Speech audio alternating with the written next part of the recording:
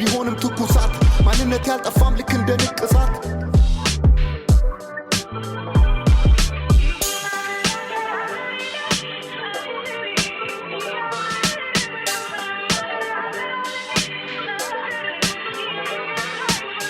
እሷን በራለች የኔ እህት መልከ መልካም ነሽ መልኳን ይውልኝ ይቺን መቤት የሰው ቤት ኑሮ እሷ ተብዳታል በሩ ስከፍቶ ይዘጋባታል እስኪ ንገሩኝ ምን ይሻላታል ማታ የወደደ ቀን ይጠላታል የልጇ አባት ጥሎ ሄዶባታል እጣ ፋንታዋ ለእሷ መሯታል እስኪ ንገሩኝ ምን ይሻላታል በባዶ እጇ ልጇን ተሸክማ ታሳዝናለች እቺ ትንሿ ማማ ሽሩሩ እያለች ለትንሿ ልጇ እንባዋ ይረግፋል እንደ ቧንቧ ውሃ